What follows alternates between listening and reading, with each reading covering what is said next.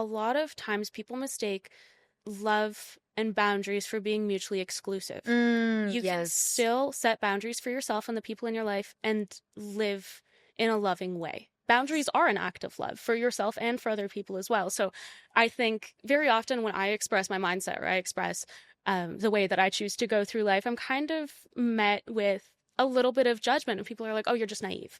Like, you'll get over it. It'll pass. Like, that just means people can walk all over you. And that's not the case, because you can still expect respect and you can still have those boundaries in your life, but just love anyway, you know? And that doesn't mean you let people walk all over you or let them do whatever they want. It's just that you'll be more inclined to treat people with kindness regardless of where they come from or what has happened.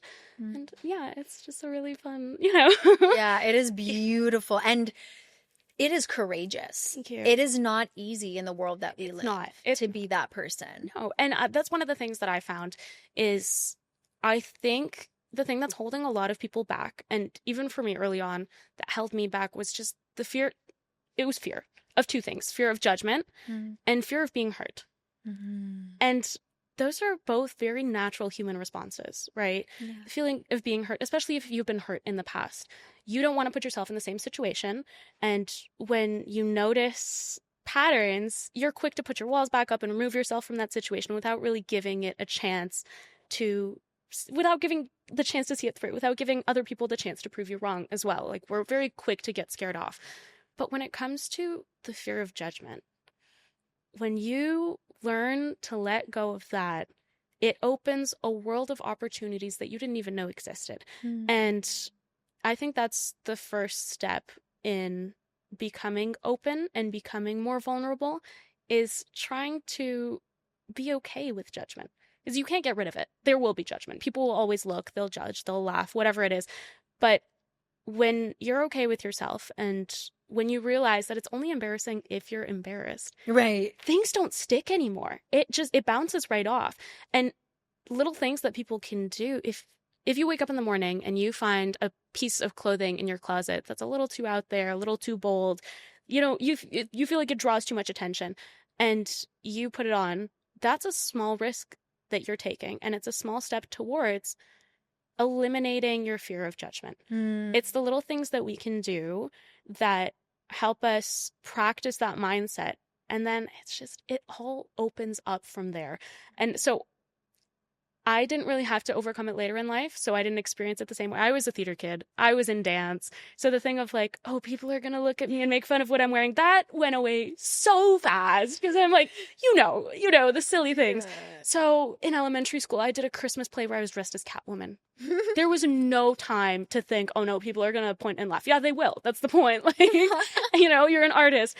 But I noticed, even like from hearing my friends talk, that is very much so a fear that exists, and that is something that they think about when they go through life.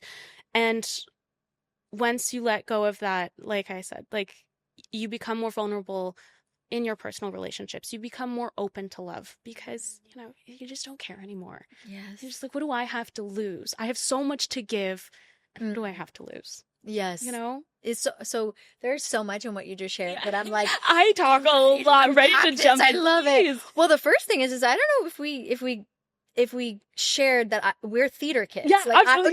Yes, we did. Okay. Yeah. Because I was like, because what you're saying, but you know, it's interesting because hearing what you're saying, it's like, oh, that makes so much sense. Absolutely. That exposure at such a young age Yeah. to those things, like being silly and like, Yeah. it's like, yeah, naturally, Absolutely. you know, and yet, like you said, there's so many people who have not had Exactly. that. And it's like, oh, you're so used to course. making a fool of yourself in public for the art or Exactly. for whatever you're doing, that, yeah, a lot of people don't get that. Yeah. So then they don't, that's holding them back because Yeah. they're scared of being seen as silly Right. or embarrassing because, you know, you don't have to experience it. Yeah. It was a friend actually recently that asked me and said, you know, what is your advice for young people, like people who, how do you just, and it was the simplest thing. It was like, I love, and especially in the summer, sometimes in the winter, I love walking barefoot. Yeah. I love it for ground. Yeah. Yeah. It's just like, feels so good. And so we did it together and they're like, how do you not feel silly or worry about like what people are thinking about you? And when I heard that, it was like, oh my God, like that did not ever even cross my mind. No, that's not something that goes through your head anymore. Yeah. But it is such a reality for so many people. Exactly. Just don't. Yeah. So I guess my question is, well, you sort of answered it, that like theater and growing up with that exposure sort of led to that. Very much so. You know, that mindset or that heart set where you're living that way. And one of the things you also just mentioned that really spoke to me, that I thought was just so simple and profound, is it's not about what you're getting, it's about what you're giving. Exactly. Yeah. And it's so simple, but it's actually so deep. Yeah. You know, like... Because often maybe we wait to receive in order to give. Yeah. Or actually it's like we just give. Yeah. And we receive. Or if the intention in giving is you expect to get something back, you also have to reevaluate your intentions. Yeah. Because they're not genuine. Then you have to look inwards and it's like, okay, what am I missing that I'm so desperately wanting to get from this interaction? How can I fulfill it myself before going into another interaction? Because then if you're going in and talking to every person you meet, or every relationship, let's say, expecting to get something back, you know, that needs to be tackled first. Because the other person's not there to check boxes or to fill the holes that you feel are there, you know, fill the void that you feel is there. They're there to exist. They're their own individual. You're there to love them and they're there to love you. You're there to be partners, not necessarily to complete each other, but to choose each other and go through life together. Yeah. So, yeah. This is so key. Yeah. You know, because for relationships especially, and because we're talking, you know, heartbreak and relationships, and it's like, it could be as simple as like, okay, why am I downloading Tinder? Yeah. You know, why am I, am I lonely? Exactly. Do I need someone to hug me? Yeah. Do I need physical contact? Right. Do I need emotional stimulation or mental stimulation? Because the thing is when we identify those needs, there's such a multitude of ways to fulfill them.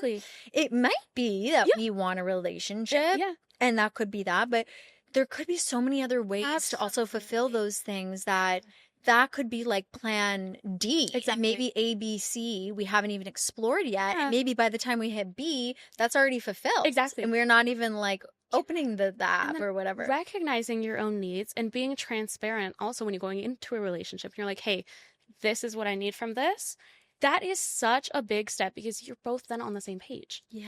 One person isn't going in being like, wow, this person wants to be with me. And then the other one's coming in with the intentions of, oh, I just need this need filled, need this need met. Yeah. And it's funny that you talked about dating apps. I was just talking to my mom about it when we were in the car. I'm like, if I needed validation, I would download a dating app right now. I'm like, because I feel like whenever I would mass download them, it's because I was looking for validation, because then I wouldn't even answer the messages.